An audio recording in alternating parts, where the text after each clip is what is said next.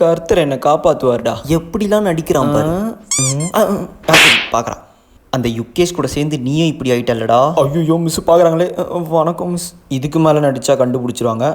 ஆமேன். யுகேஷ், நீ பிளான் பண்ணுறது எதுவுமே நடக்காது.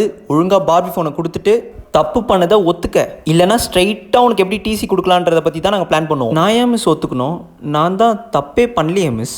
டேய் அந்த ஃபோனில் இன்டர்நெட்டு அப்படியே தான் யூஸ் பண்ண முடியுமாம்மா? ஃபஸ்ட்டு சொன்ன மாதிரி தான் பிரதர். அது ஒரு டாய் ஃபோன் மாதிரி தான். டாய் ஃபோன்னா எந்த மாதிரி மேம் சொல்கிறீங்க? உனக்கு அதை பற்றி ஒன்றுமே தெரியாதுல்ல? இல்லை மிஸ், பிரின்சிபலுக்கு கொஞ்சம் புரியணும்ல, அதுக்காக கேட்டேன் மிஸ். ஃபோனை கண்டுபிடிச்சேன்னு சொல்கிறீங்க, அதை அவங்ககிட்டே திருப்பி கொடுத்துட்டுன்னு வேற சொல்கிறீங்க. ஒரே குழப்பமாக இருக்குது மிஸ் எனக்கு. பிரதர், எனக்கு ஒரு 5 minutes டைம் கொடுங்களேன். கேட்குற விதத்தில் கேட்டால் கண்டிப்பாக பதில் வரும்.